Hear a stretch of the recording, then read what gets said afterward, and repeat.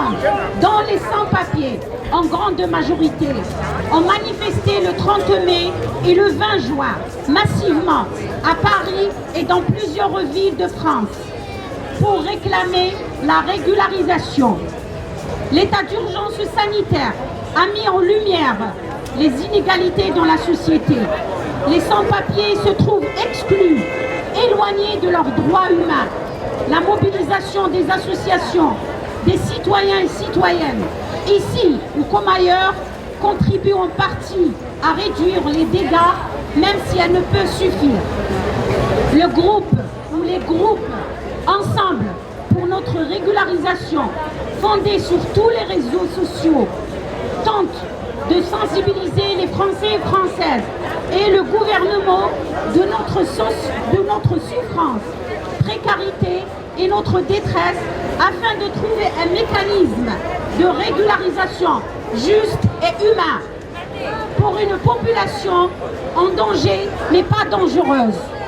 La répression a été aggravée par la fixation de quotas sans cesse plus élevés en matière d'interpellation et de reconduite à la frontière. Une véritable chasse aux sans-papiers. Nous sommes et resterons l'image de l'esclavagisme moderne dans tous les domaines confondus. Nous venons d'arriver à Marseille et nous sommes seuls. Nous n'avons pas d'endroit où dormir. Taper, agresser nos d'endroit où dormir. La nuit, nous nous faisons agresser, taper et voler nos affaires. Plusieurs d'entre nous sont malades et nous n'avons pas assez de soins. Nous n'avons peur d'attraper le coronavirus dans la rue. Donc nous sommes entrés dans un appartement qui était vide depuis un mois pour ne plus dormir dans la rue. Nous habitons dans l'appartement depuis le 3 juillet. Nous savons maintenant que personne n'a le droit de nous faire sortir sans décision du juge. Plusieurs fois par semaine, nous allons à l'EDAP 13 qui travaille pour le département et qui a l'obligation de s'occuper de nous. Mais ils ne font rien. Nous demandons de placer au foyer et assez d'éducateurs pour bien prendre soin de nous. Nous demandons à pouvoir rester dans l'appartement tant que nous n'avons pas d'autre endroit où dormir. Et tant qu'il n'y a pas assez de places pour tous les nouveaux jeunes qui arrivent à Marseille.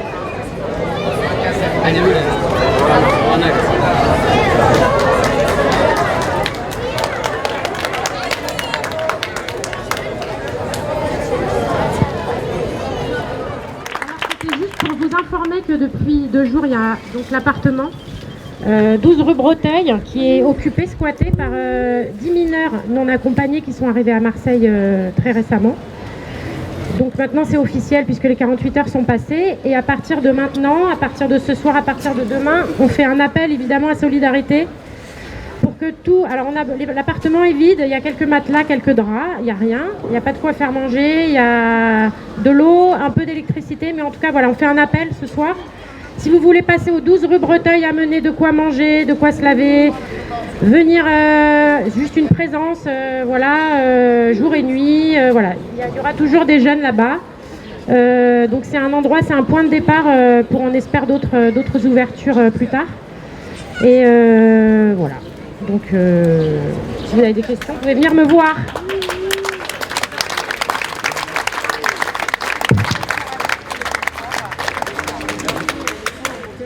On souffre dans les hôtels. La nourriture, la santé, quand tu n'as pas le bébé, bon, il ne s'occupe pas de vous. Bon, nous sommes là. La scolarité, si ce n'est pas les bénévoles, les assistants scolaires à l'école, bon, nous vivons très mal, nous vivons très mal. Nous sommes quittés chez nos parents pour venir chercher une vie meilleure, mais arrivé en France ici, nous avons constaté que c'est pas ça, mais c'est pas tous les Français qu'on parle.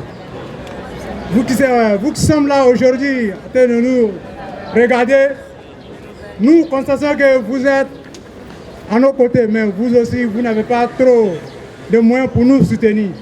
Mais sincèrement, nous sommes contents de vous, très très contents de vous. Je vous le remercie.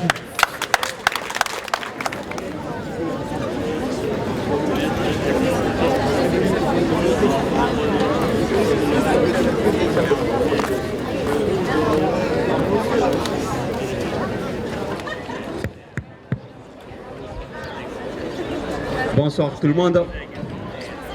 Je me nomme Kamareddine Ben Abdallah, membre du collectif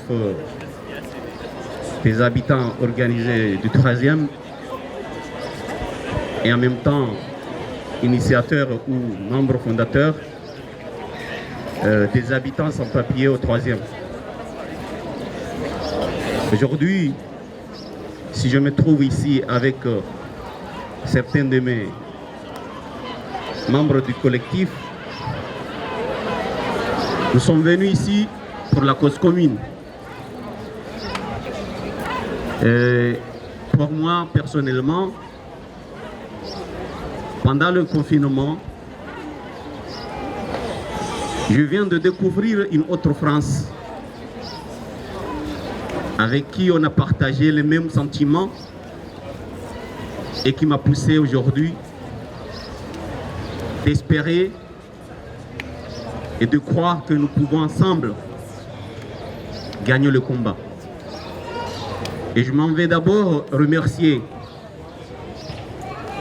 à ceux qui ont eu l'initiative de nous soutenir pendant le confinement, des gens comme nous, sans papier, dans ce pays, sans travail et sans aucun droit.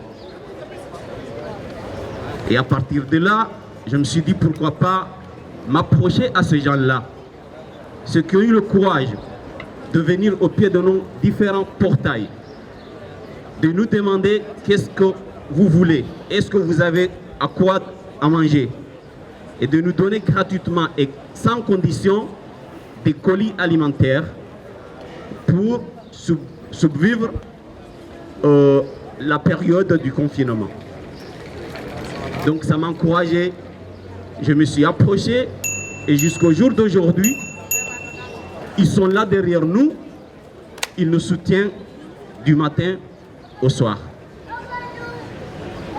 Et moi, lorsque j'ai constaté qu'aujourd'hui, on peut se réunir,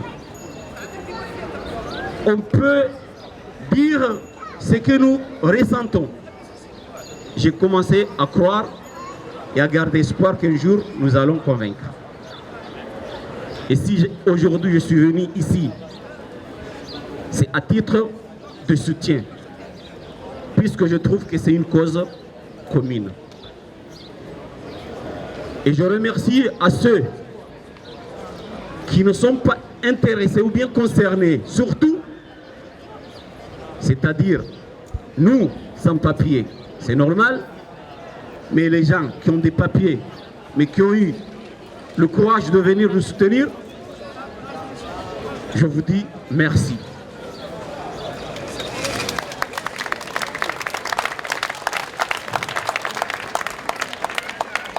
Et ça nous reste dans nos cœurs. Et c'est inoubliable. C'est vous qui nous avez donné le courage de venir jusqu'à là aujourd'hui parce que vous êtes là. Et grâce à vous, nous allons aller jusqu'au bout et croire qu'un jour, nous aurons un gain de cause. Je vous remercie.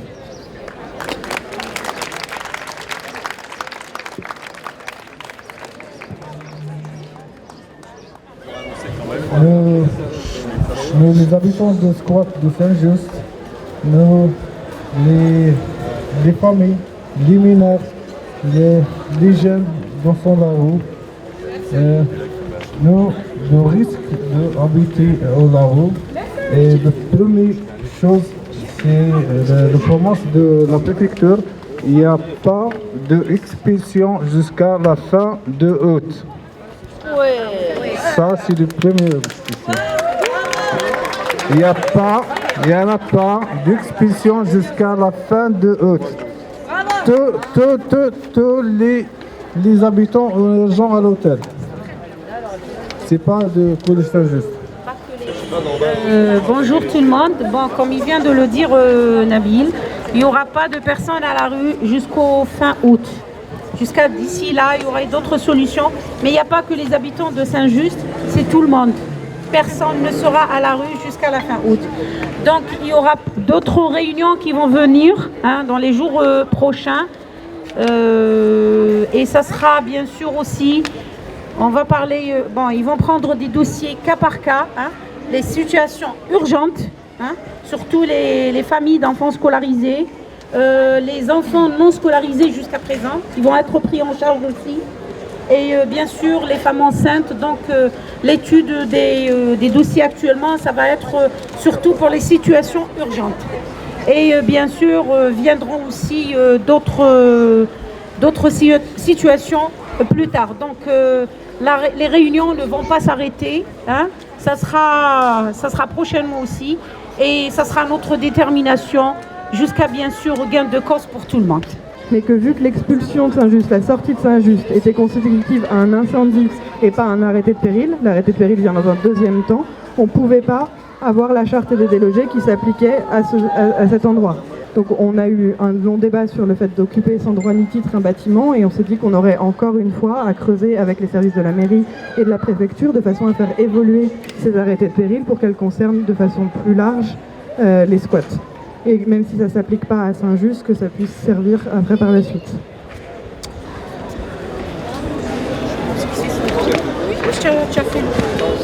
C'est que la question elle se pose encore sur l'arrêté de péril et qu'on a besoin de discuter sur l'arrêté de péril.